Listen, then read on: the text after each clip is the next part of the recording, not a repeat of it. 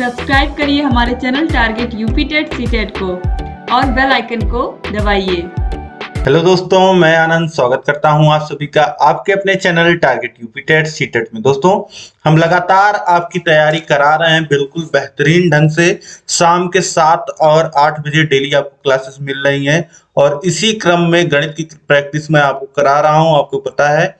इसी क्रम में आज मैं फिर से आपके सामने हाजिर हूं क्लास लेकर के। बहुत ही बेहतरीन प्रश्नों को यहाँ पर मैं लेकर के आता हूं आपके लिए और उम्मीद है सभी प्रश्न जो हैं आपको समझ में आ रहे होंगे। इससे पहले के वीडियोस आपने देखे होंगे और कैसा लग रहा है यह सीरीज आप जरूर कमेंट करके बताइएगा। और यहाँ पे हम देखने वाले हैं अब और भी महत्वपूर्ण जो आपके परीक्षा में पूछे गए प्रश्न हैं उनको, तो बने रहिए। और सबसे पहले आपको करना है क्या, आपको पता है, सबसे पहले शेयर कर देना है सभी ग्रुपों में, सभी दोस्तों में, ताकि सभी लोग जुड़ जाएं और अच्छे ढंग से अपनी तैयारी, अपनी प्रैक्टिस। आपको पता है डेली 7 बजे आपको प्रैक्टिस करना ही करना है मैथ का, ठीक है। तो चलिए जुड़ के आप लोग सभी लोग जुड़ जाइए और आप सभी लोग प्रैक्टिस स्टार्ट करिए। देखिए यहाँ पे पहला प्रश्न है, 999 और 3000 के बीच 4 अंकों वाली कितनी संख्याएं हैं।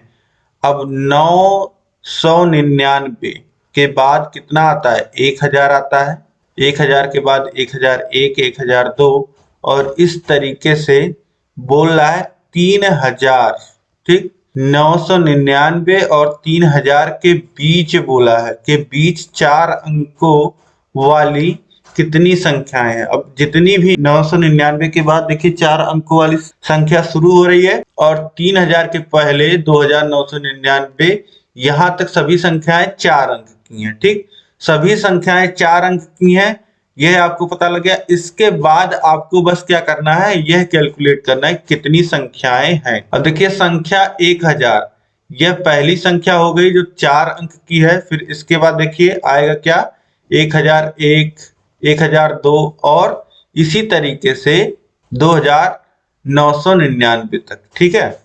तो अब एक संख्या तो ये मिल गई 1000। अब इसके बाद कितनी संख्याएं आएंगी यह निकालने के लिए आप घटा लीजिए 2999 में से 1000 को, तो ये कितना आ जाएगा, ये आ जाएगा 1999। तो इसके बाद आप खुद सोच के देखो कितनी संख्याएं आएंगी। 1001 से लेकर के 2000 तक ये हो जाएंगी 1000 संख्याएं। फिर 2001 से लेकर के 2099 तक ये हो जाएगा 999 संख्या।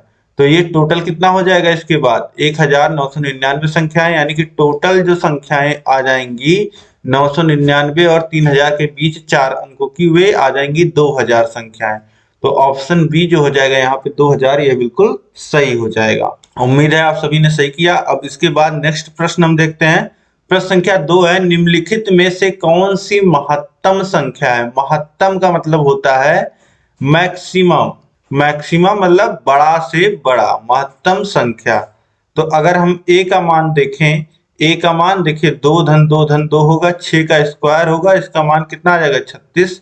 और बी का मान देखिए 4 का स्क्वायर 16 और इसका मान देखिए 2 दूनी 4 दूनी 8, 8 का स्क्वायर 64 और यहाँ पे देखिए 2 का गुणा 2 में होगा, 4 का स्क्वायर और इसके में स्क्वायर है 2 का, तो 4 का स्क्वायर हो जाएगा 16 और 16 का स्क्वायर कितना हो जाएगा, ये हो जाएगा 256। तो ऑप्शन डी जो हो जाएगा, इसका जो मान होगा वह महत्तम संख्या यह होगी, ठीक है। तो ऑप्शन डी यहाँ पे बिल्कुल सही हो जाएगा। इसके बाद नेक्स्ट क्वेश्चन देखिए, प्रश्न संख्या 3 है, सरलीकरण का प्रश्न है। यहाँ पे आपको इसको बस सरल कर लेना है, ठीक है। तो देखिए किस प्रकार से करेंगे। आप देखिए अंश को देखिए, तो 0.827 का गुणा 0.827 में हो रहा है और उसके बाद घट रहा है 0.173 और उसी में फिर गुणा हो रहा है 0.173, ठीक है। तो इस तरीके से आप देख पा रहे हैं कि इसको हम कितना लिख सकते हैं, 0.827 का स्क्वायर माइनस 0.173 का स्क्वायर बटे 0654, ठीक। अब इसके बाद देखिए यहाँ पे आप लोग को एक फॉर्मूला याद आ जाना चाहिए, ए स्क्वायर माइनस बी स्क्वायर का, आपको याद ही होगा। एक ब्रैकेट में हो जाता है a प्लस बी, दूसरे ब्रैकेट में हो जाता है a माइनस बी। अब यही फॉर्मूला देखिए कुछ अंश में आपके लगेगा। ए स्क्वायर, ए की जगह क्या है 0.827 और बी की जगह क्या है 0.173। तो यही फॉर्मूला आप लगा दीजिए। एक ब्रैकेट में हो जाएगा 0.827 धन 0.173 फिर इंटू ए प्लस बी हो गया। अब दूसरे ब्रैकेट में ए माइनस बी, ए की जगह है 827 और बी की जगह है 0.173। तो एक ब्रैकेट में देखिए ए प्लस बी हो गया, दूसरे ब्रैकेट में ए माइनस बी हो गया। अब इसको जोड़ोगे आप तो ये कितना आ जाएगा, ये आ जाएगा 1 और इंटू इसको घटाओगे तो आ जाएगा 0.654 और नीचे भी है 0.654। ये ऊपर नीचे गुणे में है तो कट जाएगा और इसका मान जो आ जाएगा वह 1 आ जाएगा। ऑप्शन ए जो हो जाएगा यह सही हो जाएगा। इस तरीके से बहुत ही आसानी से आप इसको सरल कर सकते थे। आपको समझ में आया होगा, बस दशमलव को जोड़ लेना है, घटा लेना है, इतना आपको मान मिल जाएगा। ठीक है, अब इसके बाद नेक्स्ट प्रश्न हम देखेंगे। देखिए प्रश्न संख्या 4 है, एक व्यक्ति ने एक साइकिल 935 में 10% लाभ पर बेची तो उसने वह साइकिल कितने रुपए में खरीदी थी। अब कोई व्यक्ति जो है वह 935 रुपए में साइकिल बेच रहा है और उसको 10% का लाभ हो रहा है, तो आपसे पूछ रहा है कितने में उस व्यक्ति ने इस साइकिल को खरीदा था। अब देखिए आप, व्यक्ति ने साइकिल जो बेचा यानी कि विक्रय मूल्य सेलिंग प्राइस जो रहा वह कितना रहा 935 रुपए और लाभ उसने कमाया, कितना कमाया, लाभ उसने कमाया 10% का। ठीक, अब विक्रय मूल्य कितने में वह साइकिल खरीदा था, उसने वह साइकिल कितने में खरीदी थी, यह आपसे पूछ रहा है। यानी कि उस व्यक्ति ने कितने में क्रय किया था, खरीदा था, क्रय मूल्य आपसे पूछ रहा है। तो मान लेते हैं क्रय मूल्य क्या है, x है। तो क्रय मूल्य अगर x है तो विक्रय मूल्य क्या होता है, विक्रय मूल्य का आपको सूत्र पता है। विक्रय मूल्य किस किस चीजों से मिलकर बना होता है, जो बेच रहे हैं आप, या तो उसमें लाभ हुई होगी या तो उसमें हानि हुआ होगा। तो यहाँ तो लाभ हुआ है, तो जो दाम में खरीदा है और अगर उसमें लाभ जोड़ दिया जाए तो ये हो जाता है विक्रय मूल्य। अब विक्रय मूल्य हमें पता है 935 रुपए, क्रय मूल्य हमने मान लिया है x और लाभ जो है वह 10% का है। किसका, x के 10% का।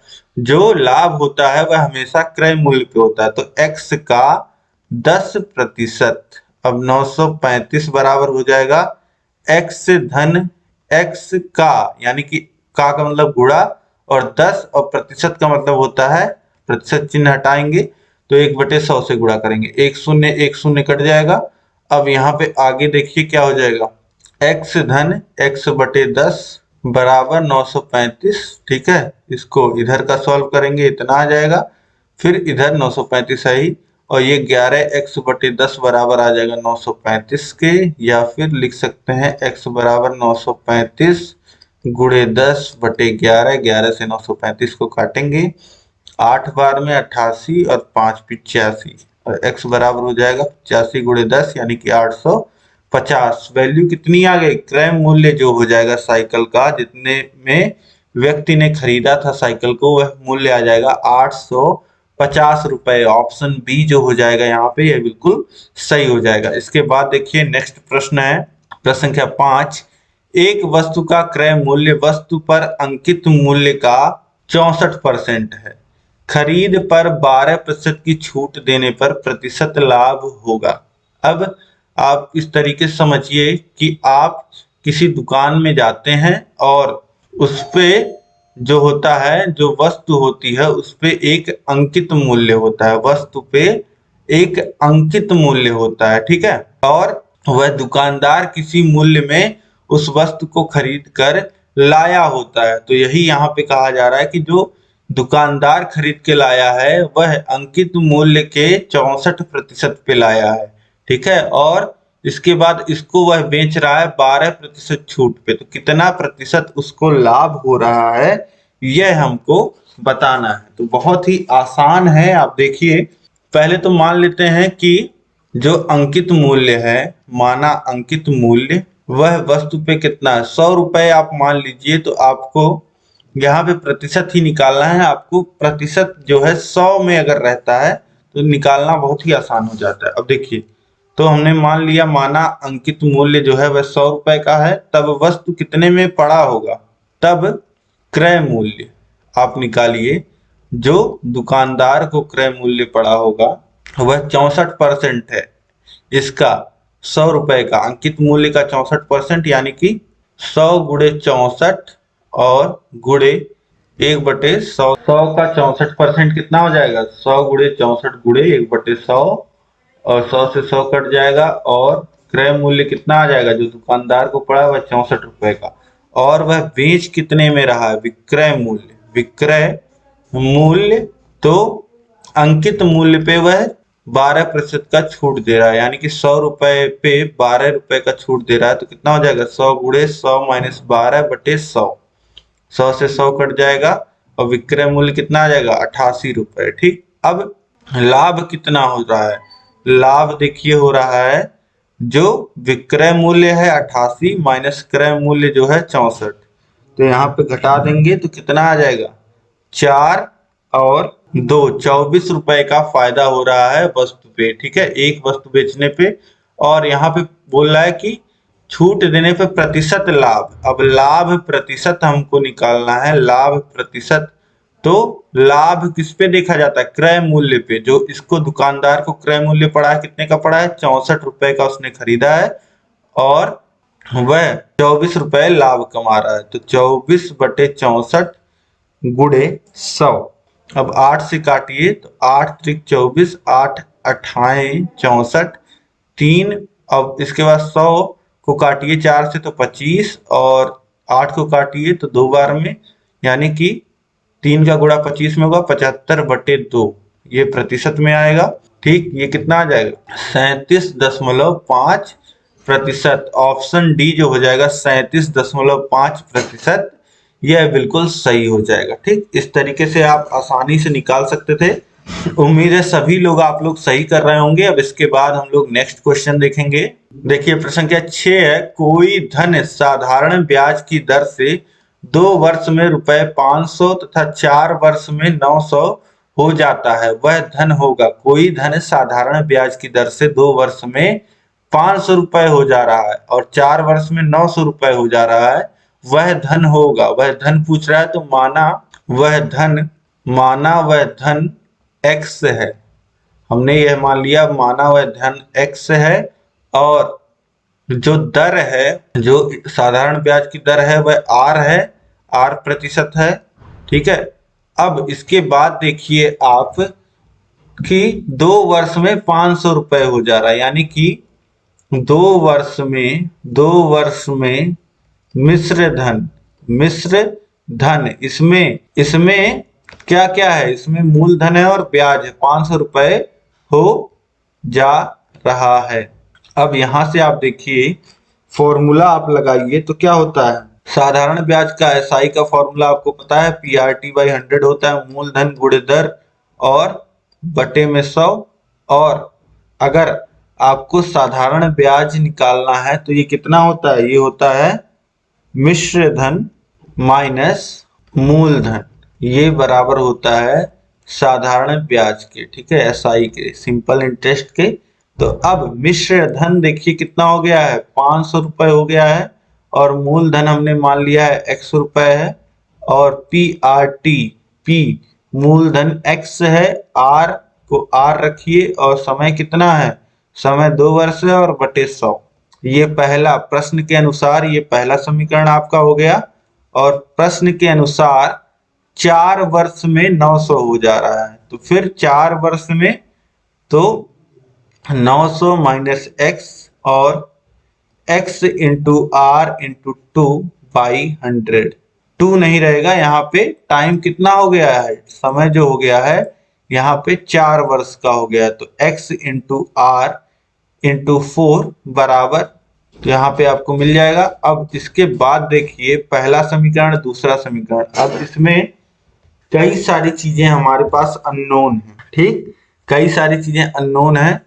अब यहाँ पे हम सिंपली क्या कर सकते हैं, पहले समीकरण में दूसरे समीकरण से भाग दे सकते हैं। देखिए देखिए समीकरण 1 में 2 से भाग देने पर भाग कैसे जाएगा, जो बराबर के इधर है उसमें बराबर के इधर वाले से भाग जाएगा, जो बराबर के उधर है उससे बराबर के उधर वाले से भाग जाएगा। यानी कि 500 माइनस एक्स में भाग जाएगा 900 माइनस एक्स का, फिर बराबर आप लिख सकते हैं x into R into two, x into R into two by 100, और इधर है x into R into 4 by 100। ठीक है, अब देखिए 100 से 100 कट जाएगा, इतना कॉमन है x इंटू आर बाई 100, अंश और हर में कॉमन है, ये कट जाएगा। और यहाँ पे देखिए 500 माइनस एक्स बटे 900 माइनस एक्स बराबर क्या हो जाएगा, 2/4। ठीक, या इसे लिख सकते हैं 500 माइनस एक्स बटे 900 माइनस एक्स बराबर हो जाएगा 1/2। अब गुणा कर दीजिए, तिर्यक गुणा हो जाएगा। देखिए 500 माइनस एक्स बटे 900 माइनस एक्स बराबर है 1/2 का, तिर्यक गुणा होगा, 2 का गुणा इधर हो जाएगा, 900 माइनस एक्स इधर हो जाएगा, तो ये हो जाएगा 1000 माइनस 2x, 1000 माइनस 2x बराबर 900 माइनस एक्स। ठीक, तो अब इसके बाद 2x को इधर भेज दीजिए और 900 को इधर ले आइए, तो 1000 में से 900 घट जाएगा और माइनस एक्स में प्लस 2x हो जाएगा, तो x बराबर कितना आ जाएगा, x बराबर यहाँ से आपको मिल जाएगा 100। x की जो वैल्यू आ गई, यानी कि जो मूलधन आ गया, वही आपसे पूछ रहा था यहाँ पे, वह धन कितना होगा, x हमने माना था, तो x की वैल्यू हमको कितनी मिल गई, 100।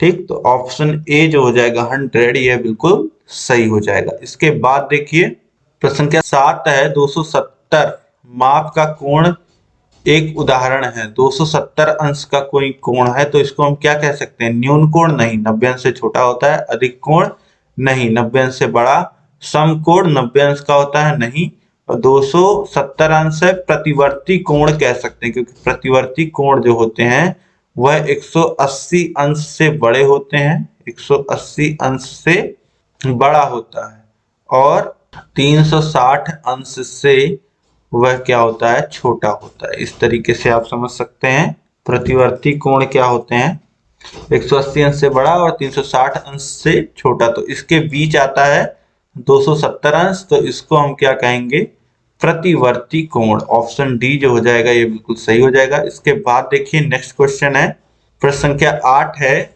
8 किलोग्राम 350 ग्राम में से 3 किलोग्राम 128 ग्राम आपको घटाना है, तो 8 किलोग्राम और 350 ग्राम, 8 केजी और 350 ग्राम में से घटाना है 3 किलोग्राम और 178 ग्राम, तो आराम से आप घटा लोगे। तो ये देखिए हासिल लगेगा 10 हो जाएगा और 2 बचेगा, फिर 4 यहाँ बचा है, एक हासिल आएगा 14, 7 और यहाँ पे बचा है 2, एक जाएगा, एक बच जाएगा, 172 ग्राम और ये 5 केजी, 5 केजी 172 ग्राम आराम से आप घटा लोगे। ऑप्शन ए जो हो जाएगा ये बिल्कुल सही हो जाएगा। अब इसके बाद नेक्स्ट क्वेश्चन हम देखते हैं, प्रश्न संख्या 9 है, एक आयत की लंबाई L है, उसकी चौड़ाई लंबाई की आधी है, इस आयत का परिमाप क्या होगा यदि उसकी लंबाई दोगुनी कर दी जाए और उसकी चौड़ाई को समान रखा जाए। अब देखिए एक आयत है, आयत जो शुरू में है उसकी जो लंबाई है वह L है, और उसके बाद उसकी जो चौड़ाई है वह कितनी बताई जा रही है, चौड़ाई जो है वह लंबाई की आधी यानी कि L/2 है। फिर इसके बाद आयत में चेंजेस किए जा रहे हैं, इस आयत की जो लंबाई है वो 2L कर दी जा रही है। ठीक है, आयत की जो लंबाई है वह दोगुनी कर दी जा रही है और जो चौड़ाई है वह समान रखा जा रहा है, यानी कि L/2 ही चौड़ाई रह रहा है। अब इसका परिमाप आपसे पूछ रहा है, इस आयत का परिमाप क्या होगा यदि इसकी लंबाई दूनी कर दी जाए और चौड़ाई समान रखा जाए। तो परिमाप आपको पता है, परिमाप का फॉर्मूला क्या होता है, 2 इंटू लंबाई धन चौड़ाई। ठीक, इसी को फॉर्मूले को लगा दीजिए, 2 गुणे लंबाई 2L हो गई है और चौड़ाई वही है L/2, तो कितना हो जाएगा, 2 का गुणा 2L में होगा तो 4L और L/2 में होगा तो L, यानी कि वैल्यू कितनी आ जाएगी, 5L आ जाएगी। तो यहाँ पे जो वैल्यू आ गई वह कितनी आ गई 5L। ऑप्शन सी जो हो जाएगा ये बिल्कुल सही हो जाएगा। इसके बाद देखिए नेक्स्ट क्वेश्चन है प्रश्न संख्या 10, किसी ठोस घन के पृष्ठ का क्षेत्रफल 216 मीटर स्क्वायर है तो आयतन कितना होगा। किसी ठोस घन, देखिए घन की बात कर रहे हैं, घन का पृष्ठ जो होता है, घन का पृष्ठ होता है 6a स्क्वायर, 6 फलक होते हैं और एक फलक का जो एरिया होता है घन का वह भुजा का स्क्वायर होता है, भुजा का वर्ग होता है। तो 6 गुणे भुजा का वर्ग यानी कि 6a स्क्वायर, और यह वैल्यू दी गई है 216। तो 6a स्क्वायर बराबर हो गया 216 और a स्क्वायर बराबर हो जाएगा 216 बटे 6, 6 से काटिए 3 और 6 36, और a की वैल्यू आ जाएगी 36 होता है 6 का स्क्वायर, a बराबर 6 आ जाएगा, भुजा 6 आ गया। अब इसके बाद आयतन आपसे पूछ रहा है, आयतन घन का आयतन क्या होता है, भुजा का क्यूब यानी a का क्यूब। a का क्यूब कितना होगा 6 का क्यूब यानी कि 6 गुणे 36 यानी कि 216 ही। 6 का क्यूब कितना होता है 216, तो 216 मीटर क्यूब आ जाएगा। ठीक है, ये देखिए क्षेत्रफल दिया था सभी पृष्ठों का और यहाँ पे हमने निकाला है, वैल्यू सेम आ रही है लेकिन यह मीटर स्क्वायर में है और यह मीटर क्यूब में है। ठीक है, जो न्यूमेरिकल मान जो आ रहा है वह समान आ रहा है, तो 216 मीटर क्यूब मान आ जाएगा। ऑप्शन बी जो हो जाएगा यहाँ पे यह सही हो जाएगा। इसके बाद देखिए प्रश्न संख्या 11 है, दो वर्गों का परिमाप 12 सेमी तथा 24 सेमी है। बड़े वर्ग का क्षेत्रफल छोटे वर्ग के क्षेत्रफल का कितना गुना है। अब यहाँ पे देखिए दो वर्गों की बात की जा रही है और दोनों वर्गों का जो परिमाप है यहाँ पे वह दिया गया है और आपसे पूछ रहा है कि जो बड़ा वर्ग है उसका जो क्षेत्रफल है वह छोटे वर्ग के क्षेत्रफल का कितना गुना है। ठीक है, तो परिमाप हमको दिया है, इसके द्वारा हम भुजा निकालेंगे, भुजा के बाद हम निकालेंगे क्षेत्रफल दोनों ही वर्गों का। तो देखिए वर्ग एक की अगर बात करें तो वर्ग एक का परिमाप जो है वह 12 है। ठीक, और ये क्या होता है, ये होता है परिमाप होता है 4 गुणे भुजा, तो ये हो जाएगा 12 और भुजा कितना आ जाएगा, भुजा आ जाएगा 3, और क्षेत्रफल एरिया जो होता है वह भुजा का स्क्वायर होता है तो ये आ जाएगा 9। अब इसके बाद बात करें अगर वर्ग 2 की, यह परिमाप हमको कितना दिया गया है 24, तो इसकी जो भुजा हो जाएगी वो कितनी हो जाएगी 4 इंटू ए बराबर 24 है, ए बराबर कितना हो जाएगा, ए बराबर 6 हो जाएगा, और इसके बाद एरिया ए स्क्वायर बराबर कितना हो जाएगा, ये हो जाएगा 36। ठीक, तो पहले का जो एरिया आया है वह 9 आया है और दूसरे का जो एरिया आया है 36, यानी कि बड़े वाले का 36 है और छोटे वाले का एरिया 9 है। तो कितना गुना आ रहा है 4 आ रहा है। ठीक है, हम भाग दे देंगे, गुना अगर हमको निकालना है तो सीधे सीधे छोटे वाले से बड़े वाले एरिया में भाग दे देंगे, तो यहाँ पे देखिए हमको कितना मिल रहा है 4, तो ऑप्शन बी जो हो जाएगा 4 गुना, यह बिल्कुल सही हो जाएगा। इसके बाद हम लोग नेक्स्ट क्वेश्चन देखेंगे। अगला प्रश्न है प्रश्न संख्या 12, कक्षा 3 के विद्यार्थियों को आधे की संकल्पना का परिचय देने के लिए शिक्षक निम्नलिखित क्रियाकलापों की योजना बनाता है। देखिए पहला है चित्र दिखाता है जिसमें आधा प्रदर्शित किया जाता है, आधे का चिन्ह लिखता है, बहुत सारे मूर्त पदार्थों को आधे में विभाजित करता है, कहानी या शब्दों के प्रयोग से आधा प्रदर्शित करता है। शिक्षक को निम्नलिखित में से क्रियाकलापों का कौन सा सही श्रेणी क्रम करना चाहिए। अब देखिए बच्चे को आधा बताना है टीचर को कि आधा क्या होता है, आधा किसी चीज का क्या होता है। ठीक है, तो ये सबसे पहले टीचर किस क्रम में, देखिए 4 स्टेप में ये 4 चीजें हैं जो आप कर सकते हैं मुख्यतः, तो किस स्टेप में करेंगे यह आपसे पूछा जा रहा है। ठीक है, तो सबसे पहले जो होता है, सबसे पहले बहुत सारे मूर्त पदार्थों को आधे में विभाजित करता है। शिक्षक क्या करता है, बहुत सारे जो मूर्त पदार्थ हैं, जैसे शिक्षक के हाथ में चौक होता है, चौक को शिक्षक जो होता है चौक ऐसे दिखाएगा क्लास में, कहेगा ये देखिए पूरा है, और उसको 2 भागों में तोड़ देगा, 2 बराबर भागों में, तो उसके बाद बोलेगा देखिए ये आधा हो गया है। ठीक है, ठीक, तो ये सबसे पहला स्टेप जो हो जाएगा वह तीसरा हो जाएगा, मूर्त पदार्थों को आधे में विभाजित करना। उसके बाद देखिए चित्र दिखाना, जैसे यहाँ पे चित्र मैंने आपको बताया, ये आधा हो गया, ये आधा हो गया, ये आधा हो गया, इस तरीके से चित्र के द्वारा प्रदर्शित करेगा। फिर पहला आ जाएगा तीसरे के बाद। इसके बाद देखिए कहानी या शब्दों के प्रयोग से आधा प्रदर्शित करना, ठीक है। जैसे बता देंगे कि एक सेब था और आप दो लोग को बराबर बराबर बांटना था, तो आपको कितना मिलेगा, आधा आधा मिलेगा। तो इस तरीके से कहानी के माध्यम से बच्चों को बता देंगे आधा। इसके बाद क्या रह जाता है, आधे का चिन्ह लिखना, 1/2 लिखना, 0.5 लिखना, ये सब क्या हो जाएगा, आधे का चिन्ह लिखना। तो दूसरा ऑप्शन इस तरीके से। अब देखिए तीसरा पहला चौथा दूसरा, ऑप्शन ए जो हो जाएगा, तीसरा पहला चौथा और दूसरा, यह सही हो जाएगा। अब इसके बाद हम लोग नेक्स्ट क्वेश्चन देखेंगे। प्रश्न संख्या 13 है, वैन हिले के ज्यामितीय स्तर के अनुसार जो विद्यार्थी आकृतियों को दिखावट के अनुसार वर्णित और वर्गीकृत कर सकते हैं वे हैं स्तर 1 विश्लेषण पे, स्तर 2 अनौपचारिक निगमन पे, स्तर 3 औपचारिक निगमन, या स्तर 0 पे मानसिक चित्रण पे। अभी देखिए वैन हेले के ज्यामिति स्तर के अनुसार अगर कोई विद्यार्थी है, वह जो आकृति जिस तरीके से दिख रही है, ठीक है, उसको वर्णित और वर्गीकृत कर ले रहा है, तो वो सबसे शून्य स्तर होता है मानसिक चित्रण का, ठीक। सबसे पहला स्तर जो होता है वह यही होता है, स्तर 0 मानसिक चित्रण। ऑप्शन डी जो हो जाएगा यह बिल्कुल सही हो जाएगा। अब इसके बाद नेक्स्ट देखते हैं हम लोग। प्रश्न संख्या 14 है, आकांक्षा गणित की एक अच्छी अध्यापिका बनना चाहती है।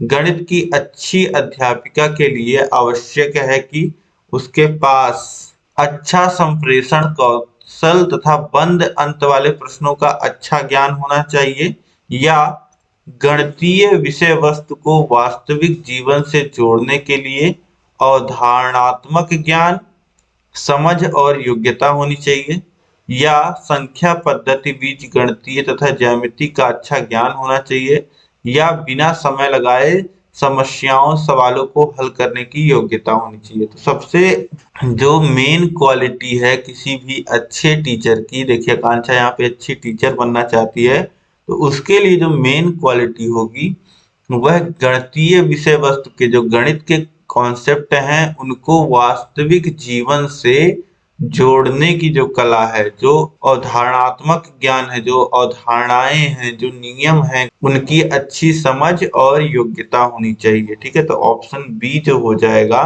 जब तक आप वास्तविक जीवन से जोड़ करके चीजों को आप शुरू में बच्चों को नहीं बताओगे, तब तक बच्चा नहीं समझेगा। तो इसलिए गणित विषय वस्तु को वास्तविक जीवन से जोड़ना, ऑप्शन बी जो हो जाएगा बिल्कुल सही हो जाएगा। इसके बाद नेक्स्ट क्वेश्चन देखिए।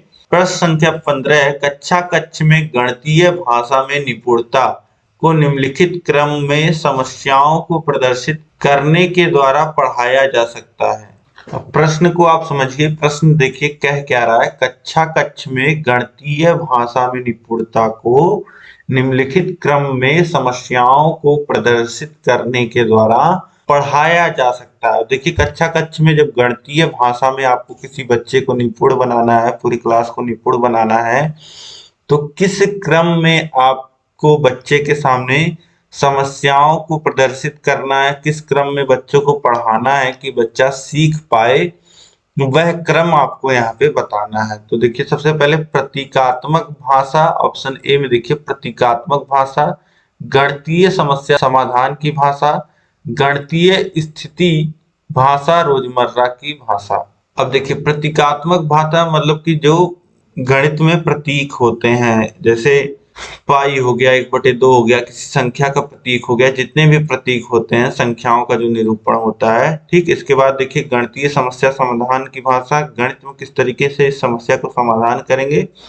फिर गणितीय स्थिति की भाषा और रोजमर्रा की भाषा। रोजमर्रा की भाषा आपको पता है बोलचाल की जो भाषा होती है, सबसे पहले इसी भाषा का प्रयोग होता है। देखिए रोजमर्रा की भाषा में ही पहले हम बच्चों को समझाते हैं, तो सबसे पहले आपका जो है वो यही आना चाहिए, रोजमर्रा की भाषा। देखिए 2 ऑप्शन में आ रहा है रोजमर्रा की भाषा।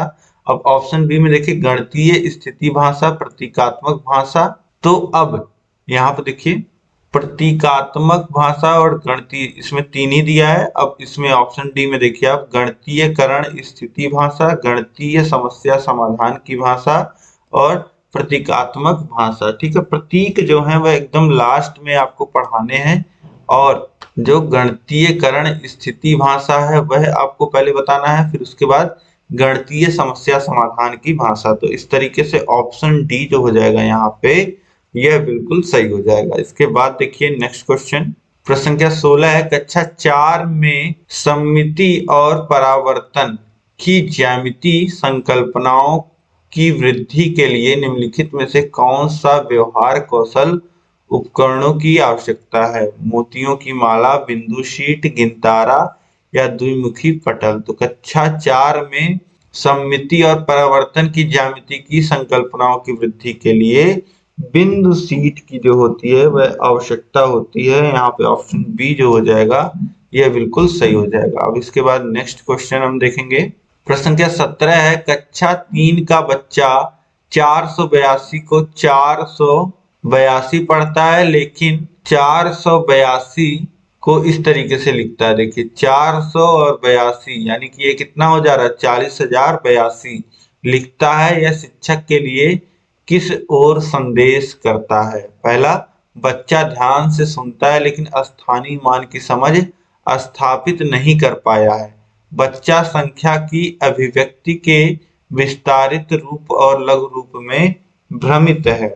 या शिक्षक को स्थानीय मान विषय तब ही पढ़ाना चाहिए जब बच्चे संख्याओं को भली प्रकार लिखना सीख जाए। बच्चा कक्षा में एकाग्र नहीं है और ध्यान से नहीं सुनता। तो इसमें इससे बच्चे से क्या संकेत लेना चाहिए? यहाँ पे यह बोला जा रहा है कि जैसे कक्षा 3 में टीचर ने बोला 482, तो उसने क्या लिखा, उसने लिखा 400 और फिर 82। तो यहाँ से पता चलता है कि बच्चा ध्यान से सुनता है लेकिन स्थानीय मान की समझ स्थापित नहीं कर पाया है। ठीक है, तो नहीं तो वो 482 इस तरीके से नहीं लिखता।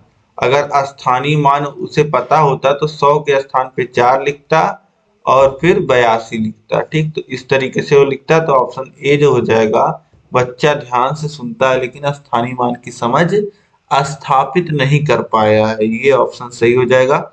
इसके बाद देखिए नेक्स्ट क्वेश्चन है, प्रश्न संख्या 18, निम्नलिखित में से कौन सा गणित में निदानात्मक परीक्षण का उद्देश्य नहीं है? बच्चों में अधिगम के दौरान कमियां व कमजोरियों को ज्ञात करना, बच्चों की प्रगति रिपोर्ट भरना, अभिभावकों को प्रतिपुष्टि देना, उपयुक्त में से कोई नहीं। अब देखिए बच्चे में निदानात्मक परीक्षण का उद्देश्य नहीं है। ठीक है, जो भी समस्याएं आ रही हैं बच्चे को, उसका निदान करने का उद्देश्य क्या नहीं है? उसका निदान करने का उद्देश्य यह नहीं है। बच्चों की प्रगति रिपोर्ट भरना, प्रगति रिपोर्ट से बच्चे को पता चलता है कि हाँ बच्चा आगे बढ़ रहा है कि नहीं, सीख कैसा रहा है। ठीक है, बल्कि निदानात्मक परीक्षण से क्या होता है कि बच्चे को पता चलता है कि बच्चे को कहाँ दिक्कत आ रही है और उसके बाद उसको ठीक करने का प्रयास किया जाता है। तो ऑप्शन बी जो हो जाएगा ये बिल्कुल सही हो जाएगा। इसके बाद देखिए प्रश्न संख्या 19 है, कक्षा में बच्चों में मूल्यांकन का मुख्य उद्देश्य है। कक्षा में बच्चों के मूल्यांकन का मुख्य उद्देश्य क्या है? बच्चों का आत्मविश्वास बढ़े या बच्चों की तुलनात्मक प्रावीण्यता की जानकारी शिक्षक को प्राप्त हो, बच्चों की विषय ज्ञान में समझ बढ़े या बच्चे कक्षा में नियमित रहें। तो कक्षा में बच्चों के मूल्यांकन का जो मुख्य उद्देश्य होता है वह होता है बच्चों की तुलनात्मक प्रवृत्तियां की जानकारी शिक्षक को प्राप्त हो। ठीक है, शिक्षक खुद तुलना कर पाए कौन सा बच्चा कितना सीख रहा है और कहाँ कमी आ रही। तो ऑप्शन बी जो हो जाएगा ये बिल्कुल सही हो जाएगा। बाकी ऑप्शंस आप देखोगे तो सही नहीं है। बच्चे का आत्मविश्वास बढ़े, मूल्यांकन से आत्मविश्वास नहीं बढ़ता है।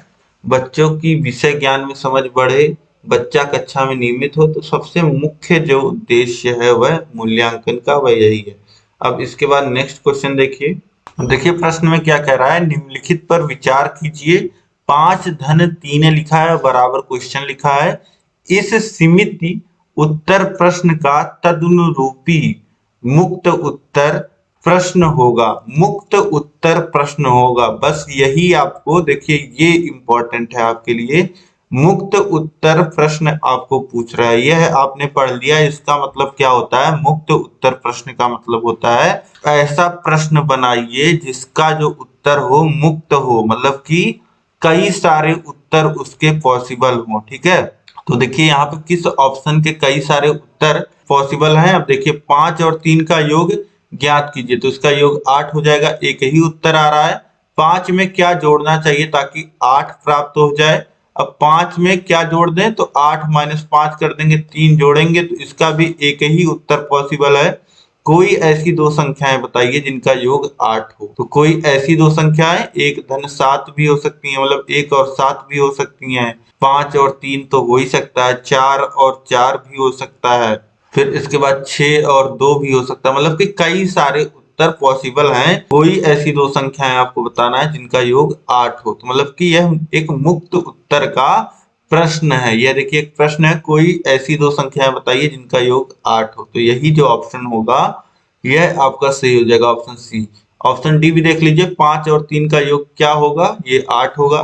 तो यहाँ पे आप समझ गए कि मुक्त उत्तर प्रश्न आपको बनाना था। इसी के लिए तो कोई ऐसी दो संख्याएं बताइए जिनका योग 8 हो। यह इसी के अनुसार, मतलब ये भी जो क्वेश्चन में दिया है ये भी इस पे फिट बैठ रहा है। ठीक है, कोई दो संख्याएं बताइए जिनका योग 8 हो, और यह एक मुक्त उत्तर प्रश्न है। तो ऑप्शन सी जो हो जाएगा यहाँ पे बिल्कुल सही हो जाएगा। इस तरीके से दोस्तों आपने बहुत ही अच्छे ढंग से सभी प्रश्नों को समझा होगा, उम्मीद है। और कहीं भी किसी भी प्रश्न में आपको दिक्कत आ रही होगी तो वह प्रश्न आप मुझे कमेंट करके बताइएगा। और उम्मीद है कि सारे प्रश्न आपको समझ में आए होंगे। और यह वीडियो आपको कैसी लगी कमेंट करके जरूर बताइएगा। इस वीडियो को लाइक कर दीजिए। अपने खास मित्रों में आपको इस वीडियो को शेयर करना है, कम से कम 5 मित्रों में, जो आपके सबसे खास मित्र हैं और जो खास आपके ग्रुप हैं जहाँ पे आप जुड़े हैं, वहां पे आप इस वीडियो को जरूर शेयर करिए। और अभी तक अगर आपने चैनल को सब्सक्राइब नहीं किया है तो चैनल को सब्सक्राइब करके उसके बगल होगा बेल आइकन, उस पर ऑल सेलेक्ट कर लीजिएगा।